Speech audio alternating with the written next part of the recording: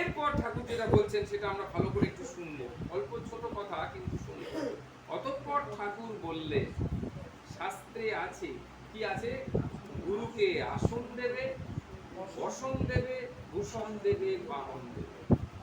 চারটে দেওয়ার কথা। হ্যাঁ দেখো না কি সুন্দর। আগে বলবো না, পরে বলছি। কি বললো? আসন মনে থাকবে, চারটে মুখস্থ করে নেবে। আসন, বসন, ভূষণ, বাহন। তাই না? আসন, বসন, ভূষণ, বাহন, এটা দেওয়ার কথা। এই চারটে জিনিস গুরুকে দেওয়ার কথা বলা আছে শাস্ত্রে। এইবার গুরু মহারাজ বলছে যে এই যে চারটে জিনিস শাস্ত্রে দেওয়ার কথা আছে, আসন তো দেওয়াই যায়। তুমি যাওয়ার সময় একটা ভালো আসন, সুন্দর করে একটা দামি আসন নিয়ে গেলাম। তারপরে বসন মানে কাপড় চোপড়, গুরুদেব যা কাপড় পরেন সেইটা নিয়ে চলে গেলাম। তারপরে ভূষণ মানে অলংকার, গুরুদেব যদি কিছু ব্যবহার করেন সেই অলংকারটা নিয়ে গেলাম। আর বাহন মানে কিছু একটা চড়বে টড়বে এরকম একটা কিছু, গরু হতে পারে, ঘোড়া হতে পারে, কোনো গাড়ি হতে পারে, সেসব হতে পারে। এগুলো হচ্ছে এই জাগতিক ব্যাখ্যা, কিন্তু আসল পারমার্থিক তাৎপর্যটা কি? বলছে এ কথার তাৎপর্য কি জানো? একটু থেমে গুরুদেব বললেন, দেখো, প্রথমে আসন মানে গুরুদেবকে দিতে হবে আসন।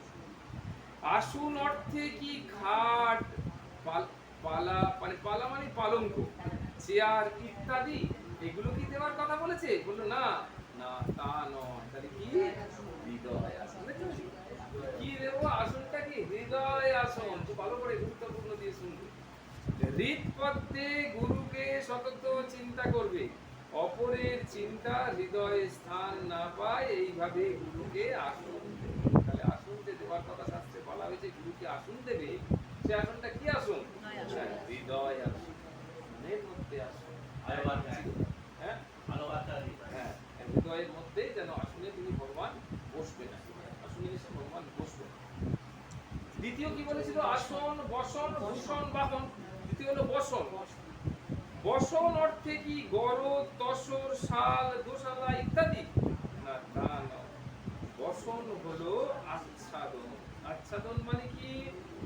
আচ্ছাদন মানে কি? ঢাকা। আমরা জিনিসটা ঢাকা দিই কেন? দুটো কারণে। অন্য লোক কেউ দেখে ফেলবে তার জন্য, আর কোনো জার্মটার বেশি আক্রমণ করে কিনা সেই জন্য খাবার দাবারে ঢাকা দিই। আচ্ছাদন মানে হচ্ছে গোপনীয়তা। আচ্ছাদন শব্দের আসল অর্থ হচ্ছে গোপনীয়তা, সেটাকে গোপনে রাখা, প্রকাশ্যে না আনতে দেওয়া। তাহলে এখানে কি হলো? বলছে বসন হলো আচ্ছাদন। গুরুদেব ইষ্টমন্ত্র রূপে যে অমূল্য জিনিস প্রদান করেছেন তা মূল্যবান ধনরত্নের ন্যায় অতি গোপনে এবং সাবধানে রাখবে, কেউ যেন জানতে না পারে। ইষ্টমন্ত্র কারুর নিকট প্রকাশ করতে নেই। এটা হলো বসনের তাৎপর্য। মনে থাকবে এগুলো? হ্যাঁ, একদম চোখ বন্ধ করে ভাব, এটাই ধ্যান। জিজ্ঞেস করছিলাম না ধ্যান কি? এখন ধ্যান হচ্ছে আসল জিনিস। ধ্যানটা কি করে করবো? যে এই কথাটাই, যে প্যারাটা, এটা ধ্যান করবো। যে নীলকণ্ঠ সরস্বতী ঠাকুর আসন বললেন, বলে আসনটা কি?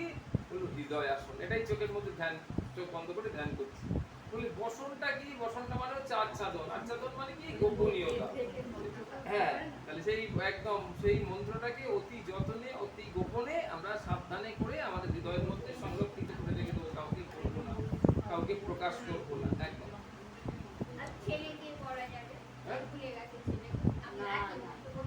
একই দিনে একই মন্ত্র না, একই দিনে সঙ্গে যদি দীক্ষা হয়ে থাকে তাহলে বলতে পারবে।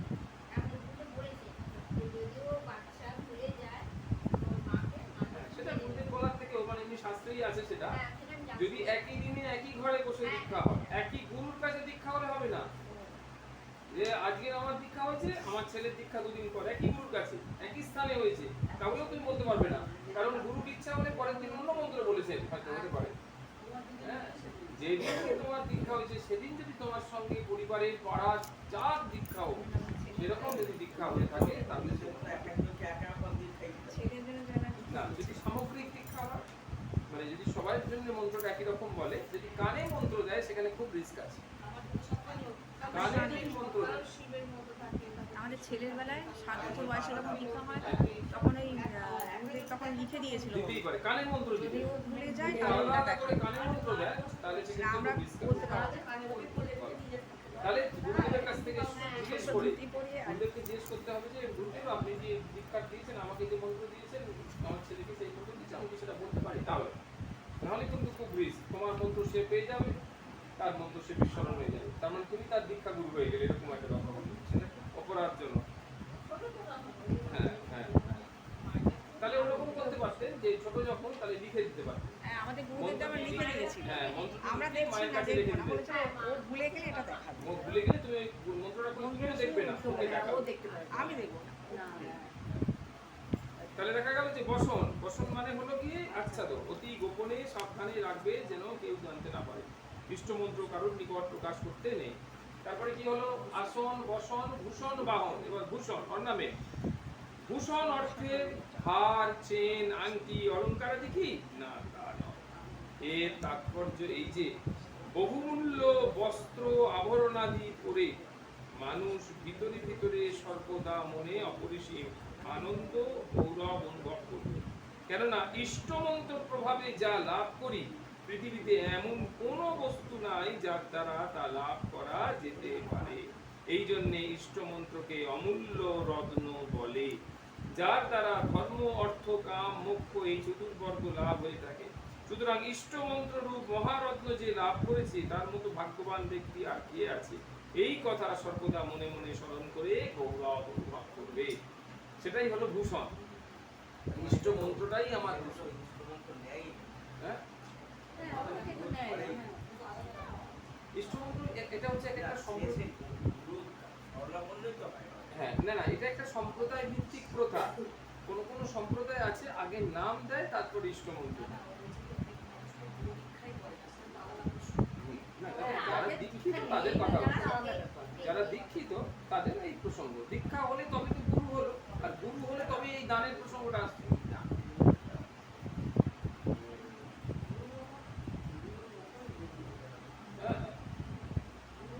গুরু হলে তবেই আমাদের দানের প্রসঙ্গটা এলো, যে আসন, বসন, ভূষণ এবং বাহন।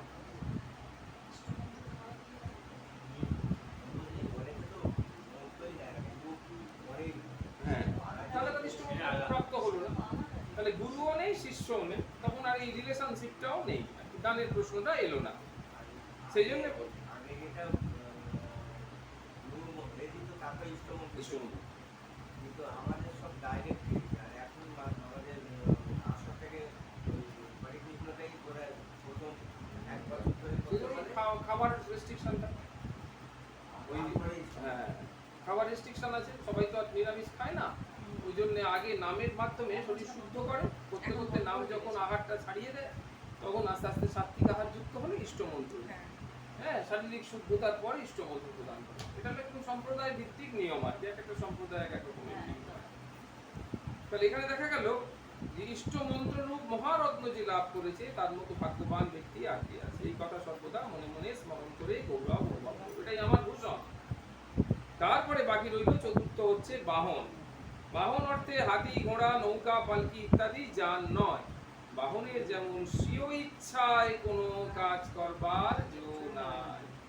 বাহনের কোনো ইচ্ছায় কাজ করে না, বাঁ দিকে বললে বাঁ দিকে যেতে হবে, ডান দিকে বললে ডান দিকে যাবে, একদম সেরকম প্রভুর ব্যবহারের জন্যই তার প্রয়োজন। প্রভুর ইচ্ছাতেই সে ব্যবহৃত হয়ে থাকে, তার নিজের কোনো মতামত বা ওজোর আপত্তি চলে না। শিষ্যের হৃদয়টিও সর্বদা সেই রূপ প্রস্তুত থাকা প্রয়োজন। আদেশ মাত্র নির্বিচারে গুরুর আদেশ পালন করবে। কাজের ভালো মন্দ, ফলাফল, শুভ অশুভ, ন্যায় অন্যায় কিছুই বিচার করবে না। এটাই হলো গিয়ে এসবের তাৎপর্য।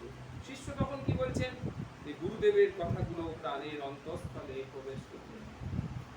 অদ্ভুত ব্যাখ্যা। কি কি দিলেন তিনি, তাহলে কি কি দিলেন? চারটে কি কি পেল মনে আছে? আবার খাতা দেখতে হবে। আসন, বসন, ভূষণ, বাহন।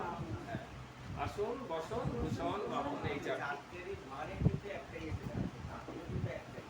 তাৎপর্য হচ্ছে আলাদা আলাদা। তাৎপর্য সেই দুটেই স্মরণ করে এবং সেটা নিয়ে হ্যাঁ, মনে প্রাণে সেটাকে কিন্তু আলাদা আলাদা জিনিস। আলাদা জিনিস, যেমন আসন মানে হচ্ছে হৃদয় আসন, কিন্তু মূল জায়গাটা কিন্তু একটা। মূল জায়গা তো একটাই, গুরুকে নিয়েই তো থাকতে হবে। গুরুকে নিয়ে থাকতে হবে, গুরু যে ইষ্ট প্রদান করেছেন তাকে নিয়ে থাকতে হবে, গুরু যে মন্ত্র প্রদান করেছে তাকে নিয়ে থাকতে হবে। এর সঙ্গে সঙ্গে আরো দুটো জিনিস আছে। যা বলবে গুরুর আজ্ঞা প্রপূর্বিত, গুরু আজ্ঞা যা বলছেন সেটাকে পালন করতে হবে এবং সেই ভক্তির জন্য আমাকে যে নিষ্ঠা অবলম্বন করা আছে সে যতবার জপ, ওনার ইচ্ছে হয়েছে আমাকে বলেছে 4 বার জপ করতে হবে, আমি 4 বারই জপ করি। আমি আমার সুবিধা মতো করে 2 বার জপ করলাম তাহলে হবে। উনি ওনার ইচ্ছে হয়েছে আমাকে বলেছেন 4 বার করে জপ করবে, আমাকে 4 বার করে জপ করতে হবে। এইরকম যেরকম নির্দেশ গুরুর আজ্ঞা প্রপূর্বিত, গুরু যেমন বলবে সেরকম ভাবে প্রতিষ্ঠিত করাটাই হচ্ছে বিধিবদ্ধ। শ্রীরামপুরে পালন করতে হচ্ছে। এবারে মহাবীরের মাঠে গেছিলাম, তখন বলা হয় এই এটা এই বৃহস্পতিবার তুমি আসলে সেই বৃহস্পতিবার হঠাৎ করে ঠিক হয়ে গেছে। এসে বললে যে সেটা বই আনার খুব দরকার ছিল তো। আমরা বেশি করে না বোনের বাড়ি যাবো সেই সময় ঢুকে আর প্রণাম করে বেরিয়ে যেতাম। বর আসছিলেন তো, এবার আম খেতে দিয়েছে তো সবাইকে, বুঝেছো, দাদাকে দেয়নি, দাদার সময় আছে, সে আঁটিটা আমাকে খাওয়াবে। হ্যাঁ, সেই আজ্ঞা পালনের কথা বলছে না, সেটাই বলছি। আমি দেখছি না। আমি আঁটি খেতে পারি না, সেই আঁটিটা আমাকে খেতেই হবে। আর বসে বসে হাসছে, হ্যাঁ আমাকে খেতে হলো সেই আঁটি বসে বসে। ঠাকুর সীতারাম দাস বলছেন 5 নম্বর পৃষ্ঠা পেয়েছে, হ্যাঁ, বলছেন অশ্রু ভগবত আরাধনার অন্যতম প্রধান উপাচার। অশ্রু মানে কান্না। যিনি অশ্রুপূর্ণ নয়নে তার পূজা করেন, ভগবান তৎক্ষণাৎ তার পূজার ফল প্রদান করে শান্তিময় করে তোলেন। ভগবানের পূজার জন্য আমরা যখন বসবো সেই ভাব অবলম্বন করে আমাদের চোখে যেন জল থাকে। অশ্রুর মতো হৃদয়ের মলিনতা এবং কলুষতা দূর করবার শক্তি আর কিছু নেই। ভক্তি প্রথমে অশ্রু জলে হৃদয়কে কোমল ও পবিত্র করে দেয়, পরে সেই হৃদয় মন্দিরের অন্তঃপুরে ভগবানের জন্য আসন প্রতিষ্ঠা করে। অশ্রুর কত ক্ষমতা, এবং অশ্রু কি না ভগবানের ভাব ও বিহ্বলতা থেকে, ভগবানের নাম করতে করতে, ভগবানের পূজা করতে করতে, ভগবানের কথা শুনতে শুনতে, ভগবানের কথা আলোচনা করতে করতে সেরকম সেই ভাব ও বিহ্বলতায় অশ্রু বেরিয়ে পড়ে। মনের সঙ্গে যখন মনের সংযোগ হয় তখন এরকম হয়। আর সেই অশ্রুর মতো হৃদয়ের মলিনতা আর কলুষতা দূর করবার শক্তি এই পৃথিবীতে কারো নেই। হ্যাঁ, ভাবনাটা বোঝা পড়েছে। স্বামী সুবোধানন্দজি বলছেন সংসারে থাকলে নানা রকম দুঃখ কষ্ট আসে। ইনি আমাদের রামকৃষ্ণ মিশনে ঠাকুরের একজন সন্তান, নিত্য পার্শ্বদের মধ্যে খোকা মহারাজ তার নাম, স্বামী সুবোধানন্দজি। তিনি বলছেন সংসারে থাকলে নানা রকম দুঃখ কষ্ট আসে, সেটা আমরা জানতে পারছি। যার যতটুকু ভোগ আছে তাকে সেইটুকু কষ্ট দুঃখ সয়ে থাকতে হবে। তিনি যখন যেভাবে রাখেন সব তার ইচ্ছা, ভগবানের সব ইচ্ছা, ভগবান তাকে যেরকম ভাবে যেরকম অবস্থায় রাখেন। শ্রী ঠাকুর বলতেন যে লোক সৎ পথে ও ধর্ম সম্বন্ধ নিয়ে থাকে তাদের ভাগ্যে অনেক ফিরে যায়, তাদের ভাগ্যটা অনেকটা ফিরে যায়, মানে যতটা হওয়ার কথা ছিল ততটা হয় না। যেখানে কুড়ুলের ঘা পড়তো সেখানে ছুঁচের ঘা একটু পায়, প্রারব্ধ যেটা সেটাতে একটু ভোগ হয়। এরকম তাহলে বোঝা গেল প্রারব্ধ আমাদের একটু ভোগ করতে হয়। গল্পের শিরোনাম গোপালের নুপুরের শব্দ আর সকালের মঙ্গলময় পথ। সকালে যখন আমরা ঘুম থেকে উঠে ঘরের কাজে হাত দিই তখন মনটাকে শান্ত আর ভক্তিপূর্ণ রাখা খুব প্রয়োজন। সেই প্রসঙ্গে দক্ষিণ ভারতের একটা খুব সুন্দর কাহিনী আছে। একদা দক্ষিণ ভারতের এক গ্রামের মন্দিরের এক বৃদ্ধ মালী, গ্রামের মন্দিরে, গ্রামে একটা মন্দির আছে, সেই মন্দিরের যে বৃদ্ধ মালী প্রতিদিন সকালবেলায় ঘুম থেকে উঠে পরম মমতায় ফুল তুলে মালা গাঁথতেন, ভগবানের জন্য ফুল তুলতেন আর মালা গাঁথতে থাকতেন। এরকম আর কি। এই মালা গাঁথার প্রসঙ্গে একটা কথা বলিনি, আমার এরকম জানা একজন ছিলেন আর কি, খুব বড় সাধক। তিনি আর কি ওই তার একজন শিষ্যা, তিনি আর কি, এবং এটা আমি পরবর্তীকালে অনুভব করেছিলাম আর কি, তাই জন্য বলছি। সেই শিষ্যা আর কি প্রত্যেক দিন ফুল তুলতে, প্রচুর ফুল তুলে সে একটা মালা তৈরি করতে পারে, বিরাট মালা। এবং তার ইচ্ছা, সেই মন্দিরে ছিল রাধা গোবিন্দ, কিন্তু সেই যে মহান্ত মহারাজ, হ্যাঁ, বলছে তার ইচ্ছা ছিল যে ওই শিষ্যার ইচ্ছে যে আমি মহান্ত মহারাজ, ঠাকুরকে পড়াবো সেরকম না, বলে আমি আপনার মধ্যেই আমার গোবিন্দকে দেখি আপনাকে। এবং ও প্রত্যেকদিন ওই মহান্ত মহারাজ এই মালাটি পড়তেন, পড়ে দীর্ঘক্ষণ পাঠ আলাপ করতেন এরকম আর। হ্যাঁ, এবং একদিন আমার সামনেই ওই শিষ্যাকে দেখে বলল যে তুমি কালকের থেকে একটা কাজ করবে, তো তুমি প্রত্যেকটি ফুল তুলবে আর সেই ফুল তোলার সময় তুমি রাধা নাম করবে। প্রত্যেকটি ফুল তোলার সময় এক একটা করে ফুল তুলতে, টগর ফুল, সেই টগর ফুল একটা করে তুলছি, আর সেই টগর ফুল তোলার সময় তুমি কিন্তু রাধা নাম করবে। আবার যখন ফুলগুলোকে এক জায়গায় জড়ো করে মালা গাঁথতে শুরু করবে তখন এক একটা করে চুঁচ ওই ফুলের মধ্যে প্রবেশ করবে আর রাধা নাম করতে থাকবে। যখন মালা গাঁথা হয়ে যাবে সেই মালাটা যখন তোমার বাড়ি থেকে এই আশ্রমে আসবে সারাক্ষণ ধরে রাধা নাম জপ করতে থাকবে এবং তারপরে তো মালাটা পরিয়ে দেওয়া সেটা খুশি। এবং সেই শিষ্যা মানে যতদিন বেঁচে ছিলেন ততদিন ঠিক মানে সক্ষম ছিলেন ওই ফুল পেড়ে মালা গাঁথতে, ততদিন কিন্তু তাই করেছেন। এবং গুরুদেব বললেন যে একদম মানে ওই মালা যখনই ওই জপের যে ভাইব্রেশনটা ওই মালার মধ্যে থেকে যায়। এবং এটা আমি নিজে প্রত্যক্ষ করেছি। বলরামপুর যেখানে যায় ওখানে এরকম একজন আছেন, তিনি সমস্ত তার বাড়িতে যত ফুল হয় যত ফুল সেই ফুল দিয়ে তিনি মালা গাঁথেন। এরকম টগর ফুলের যেরকম মালা হয় ছবিটা তুলে এনে দেখাবো, সেরকম কোনো মানে পাওয়া যাবে না, ঠিক এইরকম মোটা মালা। হ্যাঁ এইরকম, হ্যাঁ এতগুলো চারটে পাঁচটা চারটে করে হ্যাঁ 4-5টা করে দিয়ে এত মোটা, ঠিক যেন দেখাচ্ছি এত মোটা আর এত লম্বা। লকেট দিয়ে জবা ফুল দিয়ে বিভিন্ন গাছের ফুল দিয়ে করে দাও। প্রথম দিন নিয়ে এসে ওইটা ওই আমাকেই পড়াবে, যেহেতু ভাগবত পাঠ হয় আমার না, সেটা পড়াবে। ঠিক ওই কথাটা মনে পড়তে আমি ওই কথাটা ওনাকে বললাম যে তুমি এরকম রাধা নাম করতে করতে করবে। এবং সত্যি সত্যি এত ভক্তিমতী বলার মতো নয়, ও সেদিন থেকে ওইরকম করতে শুরু করলো। ঠিক পরের দিন যে মুহূর্তে ওই মালাটা আমি গলায় পড়ছি সেই মুহূর্তে আমার সারা শরীরে স্পন্দন থেমে গেল, যে এত মধ্যে রাধা নাম সংযুক্ত রয়েছে। প্রত্যেকটা ফুলের মধ্যে সুতোর মধ্যে ওই রাধা নামের ভাইব্রেশন ওইখানে একদম সুন্দর করে রয়েছে।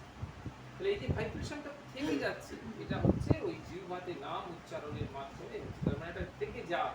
তাই সেই জন্য এই কথাটা বলছে যে পরম মমতা, এই মমতা কথাটার থেকে ওইটা এলো ফুল তুলে মালা গাঁথতে এবং রাধা মাধবকে পড়াতে। তিনি খুব গরিব ছিলেন, তার মনটা বড় সরল ছিল। একদিন সকালে ওর খুব শরীর খারাপ হলো, তিনি বিছানা থেকে উঠতে পারছিলেন না। ওর মনে খুব কষ্ট হলো যে আজ গোবিন্দকে কে মালা পরাবে। তিনি চোখ বন্ধ করে কাঁদতে লাগলেন। হঠাৎ তিনি তার কুটিরের উঠোনে এক অদ্ভুত মিষ্টি ছমছম নুপুরের শব্দ শুনতে পেলেন। তিনি কষ্ট করে চোখ খুলে দেখলেন একটি ছোট রাখাল বালক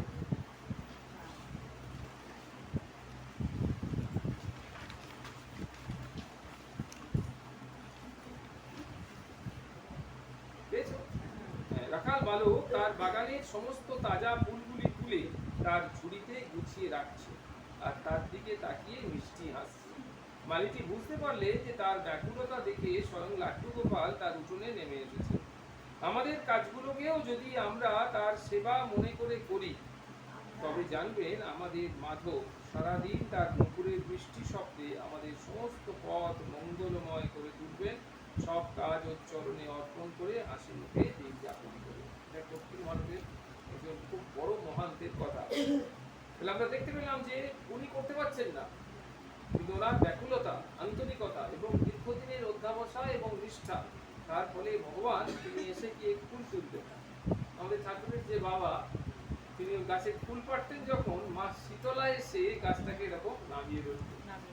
হ্যাঁ, আর ঠাকুরের বাবা ফুল পাড়তেন। ঠাকুর শ্রীরামকৃষ্ণের বাবা এরকম ঠাকুরের বাবা হয়তো কোথাও যাচ্ছেন, কোনো জায়গাতে যাবেন, হ্যাঁ যাচ্ছেন, ভগবানের নাম করতে করতে যাচ্ছেন, সেখানে যেতেই হবে এরকম একটা ব্যাপার।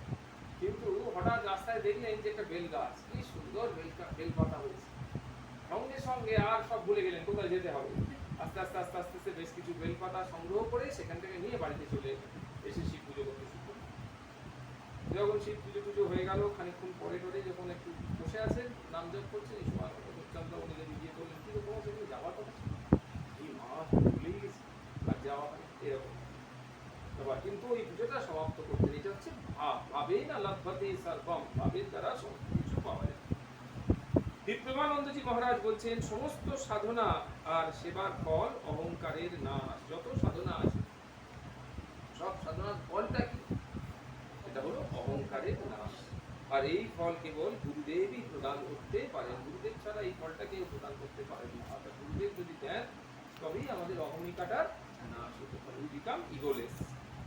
শ্রী হিতপ্রেমানন্দজি মহারাজ বলছেন সমস্ত সাধনা আর সেবার ফল হচ্ছে অহংকারের নাশ, আর এই ফল কেবল গুরুদেবই প্রদান করতে পারেন, এছাড়া কেউ পারেন না।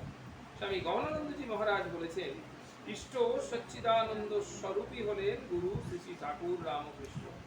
তোমার কাছে যে গুরু, যার থেকে তুমি দীক্ষা মন্ত্র গ্রহণ করেছো, তিনি এখন তোমার সচ্চিদানন্দ রূপে বিরাজ করছেন। শ্রী শ্রী ঠাকুরই হলেন গুরু মহারাজ, এবং এটা বিশ্বাস করা হয় যে দীক্ষা গুরুই সচ্চিদানন্দ রূপে শ্রী শ্রী ঠাকুরের সঙ্গে যোগ সূত্র স্থাপন করে কাজ করছে। আমরা এটা নিজেরা দেখেছি।